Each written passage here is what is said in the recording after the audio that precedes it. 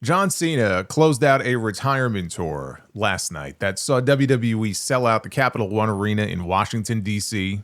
Over 19,000 fans for the largest arena gate in the history of pro wrestling, just based on the insane ticket prices that they were charging. Well north of $4 million for an arena show.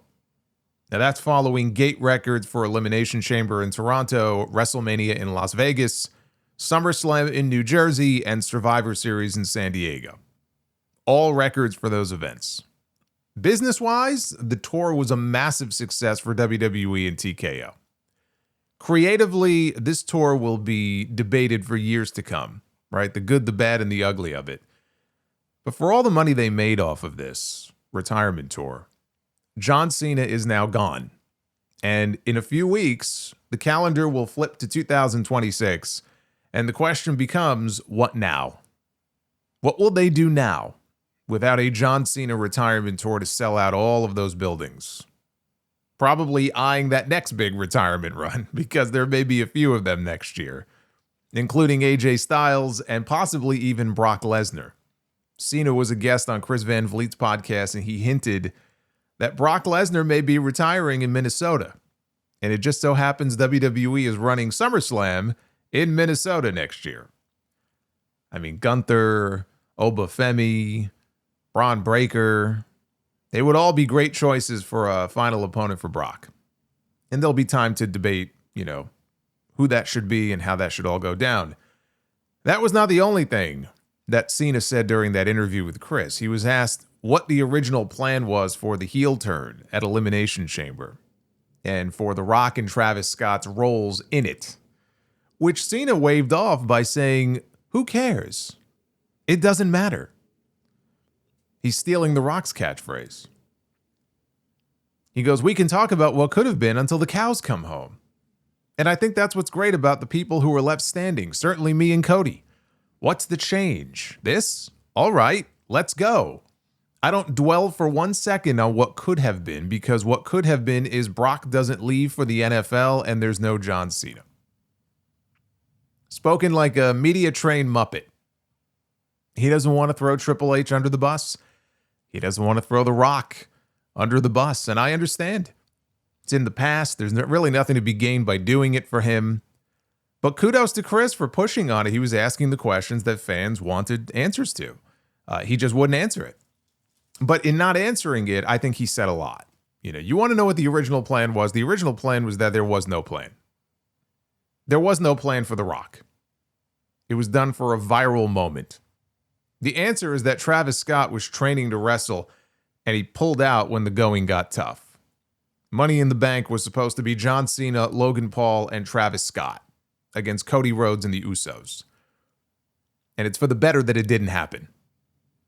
But the biggest black mark on this retirement tour will, and maybe some people disagree and they think last night was the biggest black mark, but the biggest black mark on this retirement tour will forever be booking John Cena's final year the way that Vince McMahon used to write television on a Monday night, ripping up the script and blowing up the show 3 hours beforehand. Booking for the moments and not for the story. Ruining number 17 at WrestleMania, which should have been a slam dunk, and instead ended up being one of the worst Mania finishes of all time. Once Cena turned back babyface the night before SummerSlam, that's how haphazard that whole thing came together. Once that happened, he went out and had the match of his life with Cody Rhodes. We got a good one with him and Logan Paul. We got a great one with him and AJ Styles. He won the Grand Slam, and then he did the honors for Dominic Mysterio at Survivor Series. And then we had the Last Time Is Now tournament, which was bitten by the injury bug. It felt very half-assed regardless. But it was a vehicle for Gunther to return. We had not seen him since he lost the championship to CM Punk at SummerSlam. And so it was a vehicle for him to come back and assert his dominance, right? And to restore him to that final boss status, so that he could go into Saturday night's main event last night as the classic movie villain, right? Looking to kill the all-American hero and send him off in a body bag.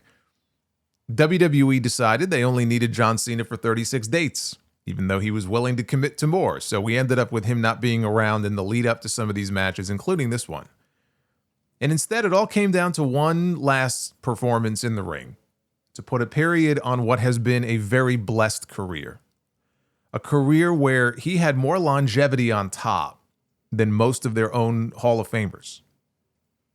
Now, that doesn't mean that business was always great with John Cena on top. It wasn't. But it probably would have been worse if he had not been on top. And there were records that were made, especially when him and Rock had that first match in Miami. So I'm not trying to make it sound like business was awful when John Cena was on top. But they were not at the peak that they were once at. But you look at some of these the biggest names in the history of the company and in the business. Even Hogan, in his first real run there, had 9 years on top. Cena had over a decade. Stone Cold Steve Austin, his run on top was white hot, but he faded faster than he should have because of the neck injury. It forced him into an early retirement. The Rock, he only debuted at the end of 1996. 5 years later, he was already missing time to film movies. His run on top was very short. I mean, now don't tell that to John Cena. He thinks it takes 5 years to get a guy over, even though Rock had already gone from heel to face, back to heel, as a top guy all in less than 5 years. But WWE markets John Cena, and they were doing it again last night. He's the GOAT, right? They market him as the greatest of all time, something even CM Punk was not willing to commit to in the post-show last night. He loves John Cena. But that's how they market him. They market him as the greatest of all time. And to some of you listening, he may be. You may have grown up with him. He may be your GOAT. He's not my GOAT, but he may be yours. The truth is, there is no greatest of all time. You know, of all these questions that people will ask, and even I'll get questions about it sometimes, who's the best this, who's the best that, who's on your Mount Rushmore, and all of this kind of stuff. The reality is the most subjective, polarizing, impossible question to answer, because there really is no true answer, is who is the GOAT?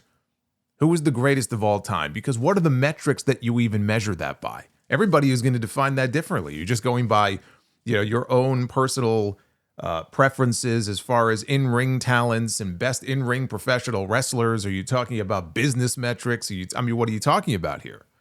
Right? It's going to be different for everybody. There is no one definitive greatest of all time. You ask 5 different people who the GOAT is, you're going to get 5 different answers. He was never the flashiest wrestler, but he wasn't nearly as bad as some people made him out to be over the years. He even took the time to learn a few new moves instead of just brushing off the criticism that he can't wrestle. On the microphone, when he wasn't being over-the-top goofy, which unfortunately was more often than not, there were not very many guys at the time better than him. And he was somebody that really, if you were going to have a one-on-one with on that microphone, you better bring your A game, because more often than not, he would probably leave you in the dust. But the problem is, he would never sell anything. And it was one of the things about John Cena over the course of his career and this babyface run that drove me absolutely nuts. Nothing ever bothered him. He could lose the world title on a Sunday and come out smiling on a Monday. If someone got a good line in on him in a promo, instead of selling it, he would laugh it off like it didn't matter, and then he would come right back and just verbally destroy them. That was John Cena at his worst. That and burying the Nexus 15 years ago. That will forever be a stain on his career. When we talk about legacy, now that it's over, there's going to be a lot of talk about what is the legacy that John Cena leaves behind. His legacy, to me, is threefold, as I see it. He was the first babyface that the fans really rebelled against in a very visceral way. Now, there may have been times over the years where babyfaces would get some boos from the audience. I mean, even Hogan, he started to as a babyface. But I mean, never anything on the level of what Cena started getting in 2005 and 2006. But Vince McMahon was stubborn, and he didn't have enough faith in anybody else to bring in the kind of merch money that Cena started bringing in, right? So, got to keep him in the babyface role. He'll also be remembered as the ultimate company man, who did everything they wanted him to do, never pushed back on any of it. And because of that, we got a lot of really bad, unfunny television that he was a part of in that, I would say 2008 to 2010 period, which, not surprisingly, coincided with the start of the PG era. So I can't just blame Cena for it, but no other top guy in the history of that company, up to that point, would have done half the shit that Cena did without saying, fuck this, I'm not doing that. Spray painting JBL is poopy on his limousine, bologna, fudge, and mustard. I mean, half the time I felt like I was watching, I didn't know if I was watching a wrestling segment or if I was watching a skit from Saturday Night Live where he was supposed to be over the top. And I don't even know how much of that I can blame on Vince, because I know he was literally writing promos for Roman Reigns when he uttered that infamous suffering succotash line. And then he turned and he winked at the camera, one of the cringiest things I've ever seen. So like when he wanted to go hands-on with somebody, in more ways than one, he was all in. With Cena, I don't think Vince was writing his promos out so much as it was just Cena being goofy. But I think the fact that he didn't push back on more stuff had a lot to do with how much bad television we got with him during that period. And I know it chased away a lot of fans who stopped watching. That is part of his legacy too. What the company may see as one of his greatest assets, his deference, was one of his worst qualities for me as a viewer. And then lastly, we talk about legacy. He was the ultimate ambassador for them outside the ring. And when it comes to their work with Make-A-Wish, you couldn't ask for a better representative. That is the legacy that he leaves behind. For every David Otunga or JTG or Alex Riley or Tyler Rex with the Burning Hammer story, who has shared a story that made John Cena sound like an asshole, there are 5 more stories about him being a quality human being and very giving of his time, even lately, right? Dropping in at the Performance Center to give counsel to the NXT talents, or dropping by the dungeon to do the same thing for Natty students, or Bailey's seminar that she hosted recently, showing up and imparting his wisdom on them. That is his legacy. Someone who wants to give back as much as he can. Someone who went from being homeless and living out of his car when he moved to Los Angeles to becoming a multimillionaire movie star. There's a lot that he can teach people. He just signed a 5-year deal with WWE to stay on as an ambassador. There's far more that he can do for them now outside the ring than he can inside. We look back at this retirement run. It started with the Royal Rumble. It came down to him and Jey Uso in that match. They were in full yeet mode at the beginning of the year. They wanted to put the World Heavyweight Championship on Jey. And I told you guys before that show, weeks before, don't count out Jey Uso as a very real possibility. And it was smart the way they did that finish, because it really could have gone either way once it came down to the two of them. But it was still a shock to a lot of people when Jey actually won. I thought this year's men's Rumble was excellent. And then came the men's Elimination Chamber, where we got to see John Cena and CM Punk mix it up for the first time in 12 years. And it was great. Cena gets the win. And then came the heel turn, with Cena kicking Cody Rhodes in the dick and leaving with The Rock and Travis Scott. And in a vacuum, just looking at the angle itself, just looking at the turn itself, and that shot of Cena and Rock standing side by side, it is one of the greatest heel turns of all time.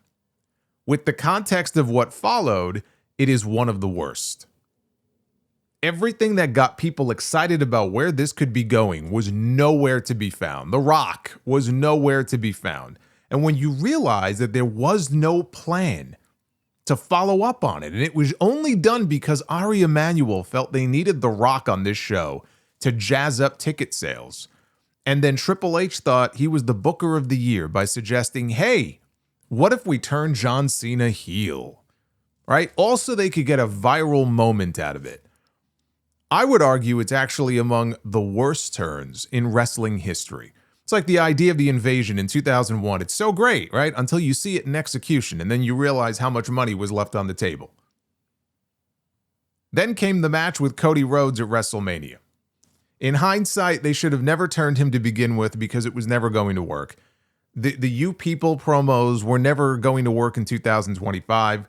Cena was beloved. It wasn't 2012 anymore. It felt forced. They were forcing people to boo a man who they wanted to cheer because this was their last chance to pay to see him live. Doing the turn in the match at WrestleMania, that would have been better. If they insisted on going in that direction and turning him, that would have been the better way to do it. But they have the match, and it sucks. It sucks even before we hear Fiend. And Travis Scott takes 28 years to make his way down to the ring in the middle of this WrestleMania main event. And as soon as the people see Travis Scott, what do they assume, right? They assume that The Rock must be coming out next. But there's no Rock. Because he says on Pat McAfee's show, he didn't want to take away from Cena's moment when he wins number 17. Brother, the minute you agreed to be part of that heel turn, you were taking away from John Cena's moment. There was no Rock, and it took a dick kick and a belt shot for John Cena to break Ric Flair's phony record with 17 world titles. That is how they broke the record. You could have asked 1,000 people when the day comes that John Cena finally breaks the record, how do you think it happens? Book it out, and how would you do it? How do you envision it going down? And I guarantee you they would have never predicted that because it's just so awful. No one would even think to pitch it. But Triple H and his band of merry men, they sat around the whiteboard and actually wrote that shit down. They actually said, yep, this is the way we want to end WrestleMania this year and break number 17. Awful. Cena's heel turn, it gave us one more match with him and Randy Orton at Backlash, which was better than I expected it to be. Hardly a classic or anything, but they had a good match. I mean, look, WWE peddles this narrative about them having a classic rivalry. I lived through it, okay? There was nothing classic about it. Just because two people have a lot of matches together does not make it a classic. We got a match with R-Truth on Saturday night's main event. That was a complete waste of time. Their rematch on SmackDown was no better. In between that, we had John Cena and Logan Paul teaming up at Money in the Bank against Cody Rhodes and Jey Uso, which again was supposed to be a six-man with Travis Scott involved. He was better off for not having him there. And Logan Paul, he was the star of that match. You take Logan Paul out of that match, you end up with a pretty bland main event. But he elevated it from bland to good. And then came John Cena against CM Punk for the first time since 2013. And it happens in, of all places, Saudi Arabia. And I like the story that Cena told of knowing Punk's past comments about Saudi. If you want the match, if you want a shot at the championship, you're going to have to be a hypocrite and follow me all the way to Saudi to get it. I thought that was clever. The match itself could not live up to their past ones, but they still had a good match. It was very overbooked with all the run-ins. This is a match that would have been better without Cena doing the heel shtick. Like, as great as his babyface matches were this year with people like Cody and AJ, he should have wrestled Punk as a babyface also. Instead, the face turn came right after this, just in time for the rematch with Cody at SummerSlam. And Cena was like a totally different person out there. The guy who I thought was completely washed proved me wrong and showed that he still had some gas left in the tank. Even with all the finisher spam, I mean, they went out there and there was a lot of that, but these two had a fantastic match. And I am glad that they did, because if all they had together was that WrestleMania match, what a terrible thing to remember them for. Instead, they went from one of the worst matches of the year to one of the best.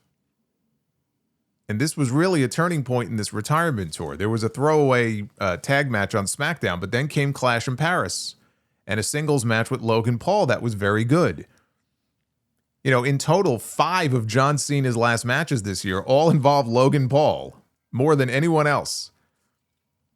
And then came the impromptu match on SmackDown, his final SmackDown match ever, the show where he debuted against Kurt Angle, right, in Angle's little open challenge to anybody in the back that I've never faced before to come on out and wrestle me. The very show where he debuted in 2002, he wrestled on there for the final time against Sami Zayn for the United States Championship. And the two put on a clinic until the terrible finish with Brock Lesnar. I'm glad we got to see it again 10 years after Sami challenged Cena for the title in the Open Challenge. It was a very full circle moment. The moment with Brock Lesnar at WrestlePalooza, that was not so much a full circle moment as it was a poor attempt at rehashing something they did much better at SummerSlam many years ago. This was mostly destruction, with Brock killing him with suplexes and F5s galore and then just pinning him. They wasted a John Cena match on elevating Brock Lesnar. I was floored when Cena said this in the interview with Chris. Well, I'm on my way out, so how can we use this to help get Brock over in his first match back? Like, as if Brock needs to get over in 2025. The match was garbage. No story, no emotional investment, no real interaction with them in the weeks leading up to it. It was two things. We want a big attraction for our first ESPN show, and we got to keep Brock looking strong. So how can we do that? I know, we'll have him squash John Cena again with one of the few matches the man has left. Well done. Thankfully, we had the match with AJ Styles at Crown Jewel to wash the sour taste out of our mouths, although it was more of the same where they announced that no real story to it, and Cena wasn't around to promote it. They had Cena post a tweet asking the fans if this was a match they wanted to see, right? He tagged Triple H in it, just to let Triple H and the powers that be know, right? Let your voices be heard, right? The match was already planned, but Triple H wanted the fans to feel as if their voice actually was being heard and their voice made a difference. AJ Styles talking about how someone in the back has it out for me. Remember that little promo he cut during one of the commercial breaks on Raw? No? I don't blame you. That didn't go anywhere either. But the match they had in Perth, it was a love letter to pro wrestling and all of the different opponents that they've worked with over the years. It was fantastic. It was a lot of fun. And then came the match in Boston on Raw with Dominic Mysterio, where Cena finally won the Intercontinental title. He completed the Grand Slam. So many fans wanted to see this. He's got to win the Grand Slam. You got your Grand Slam. It made for a nice moment. And then in his final match at Madison Square Garden, we got Cena tagging with Sheamus and Rey Mysterio in a win over the Judgment Day. Total house show match, but it was fun for what it was. It was the only time we got to see Cena and Sheamus interact on this tour. Then we get to Survivor Series, his final PLE. Cena drops the belt back to Dom. And we got the return of Liv Morgan. We had Raquel Rodriguez giving him a Tejana bomb. We had Roxanne Perez giving Cena a Pop Rocks. He was putting everybody over in that match. And like the Punk match, it was very overbooked, but the fans had fun with it. More importantly, they got the belt off of Cena before the match last night, which they had to do. Which brings me to last night. Saturday night's main event. A night that was supposed to be all about John Cena, but Cena insisted they shine a light on the next generation of stars. So we got the WWE champion, Cody Rhodes, taking on the NXT champion, Oba Femi. They talked about how Cody is the here and now, Oba is the future. No, Oba should be the here and now too.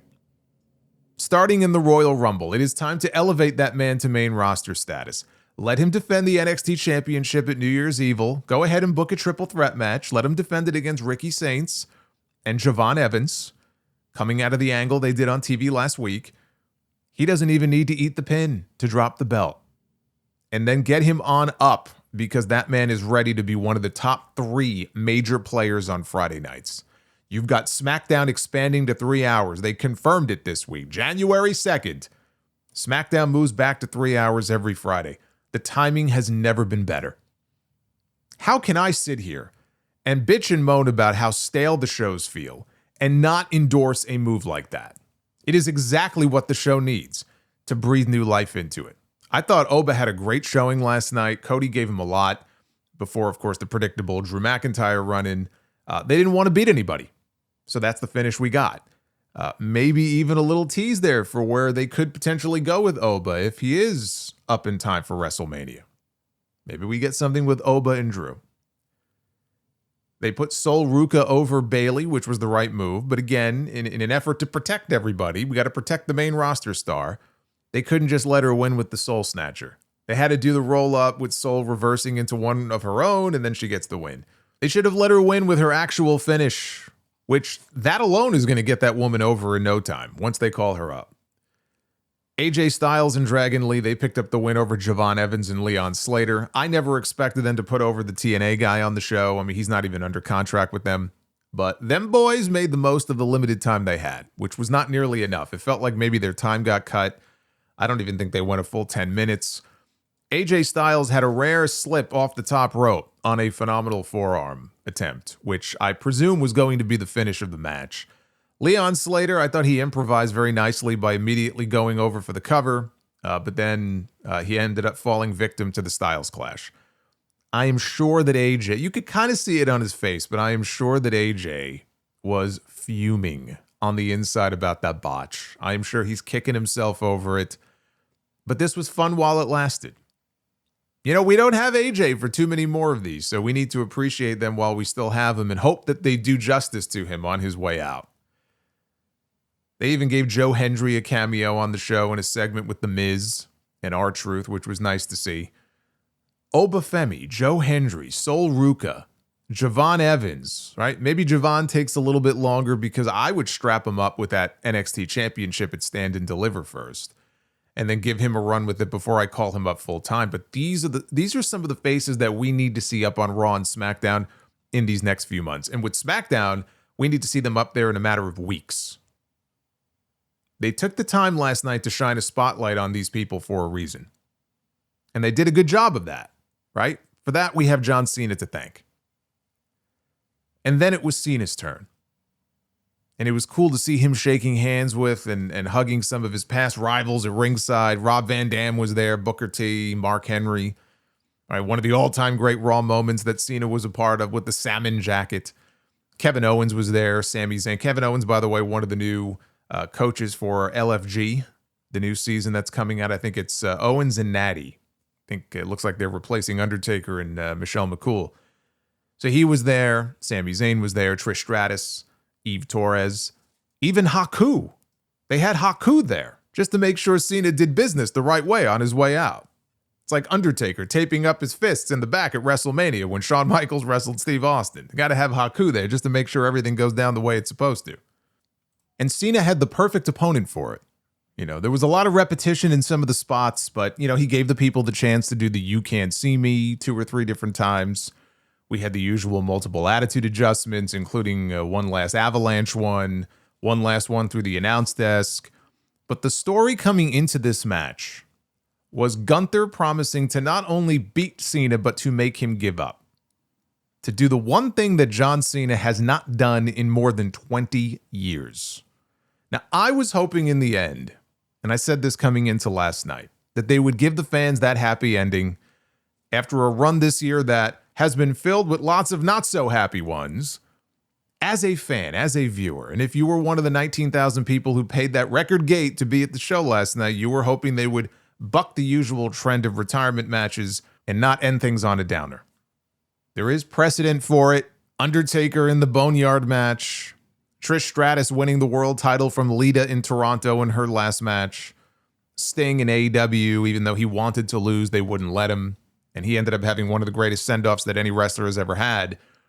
But I understand that probably was never going to happen, right? There was little chance that John Cena was going to advocate for a show built around the future and advocate for NXT stars to be on the show and then not go out on his back. And it wasn't that John Cena lost to Gunther in the sleeper hold. He fought out of it multiple times. He kept finding himself trapped with nowhere to go.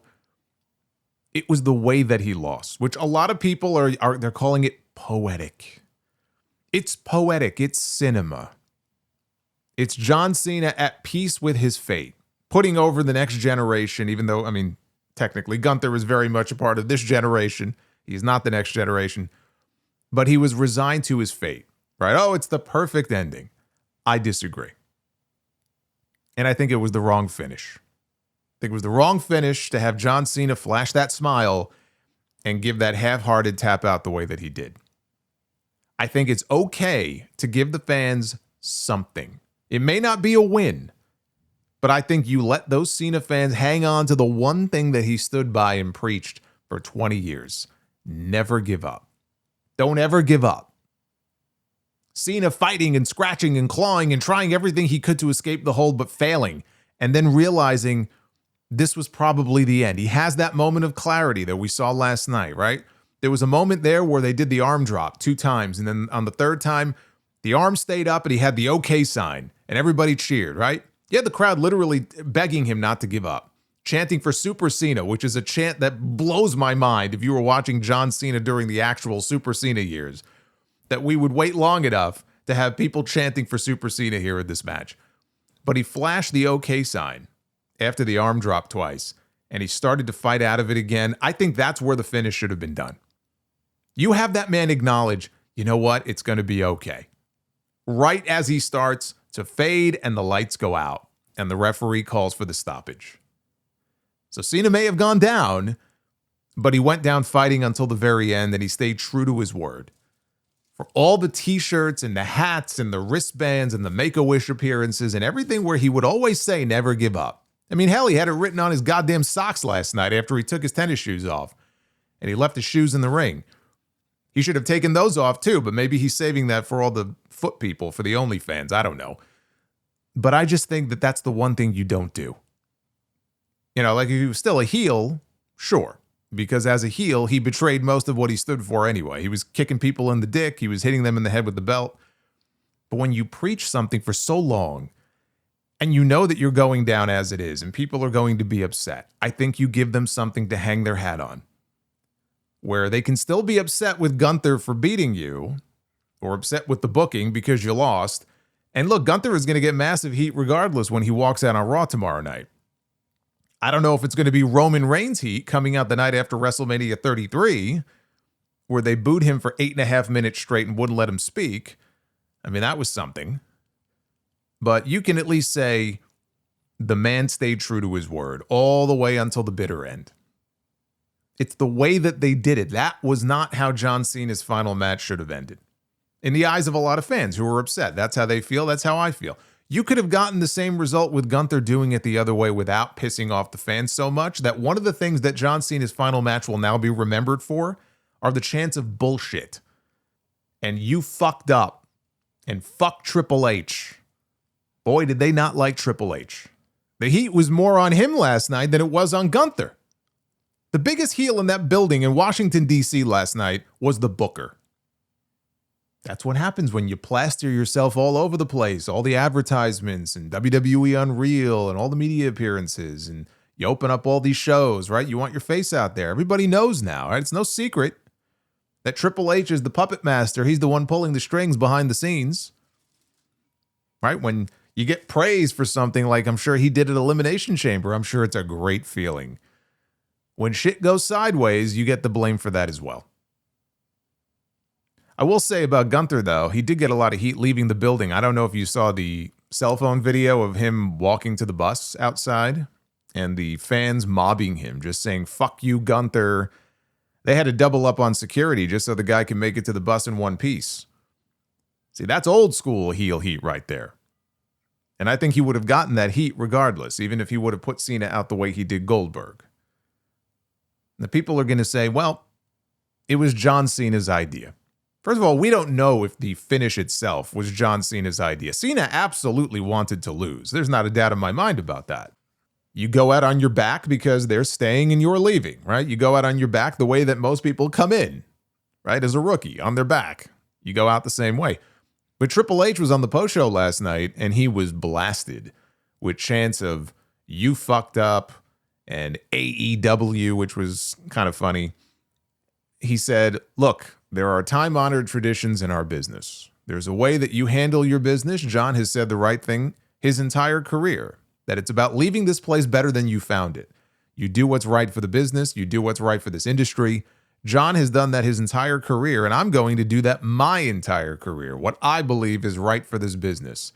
It just is what it is. And I understand that's tough for people to understand, but it's part of what we do. That is the role we have chosen. Take a shot. He said the thing. It's what we do. It's what we do. He says it the way that Russo says bro. Can't help himself. It's what we do. It's what we do.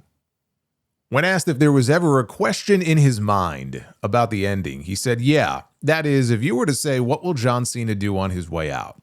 Take the emotion out of it and ask people, what would John Cena do? I'm talking about the character, his entire career. Sum that all up and say, what would he do on the way out, right? If we want to talk about behind the scenes, he will put over somebody on the way out. He will leave this place better than he found it. He will go into the ring and he will make somebody on his way up. That is what John does. It's what John has always done. I know people will criticize this. People will talk about this moment right here. I've got big shows. I'm good with it. Whatever that means.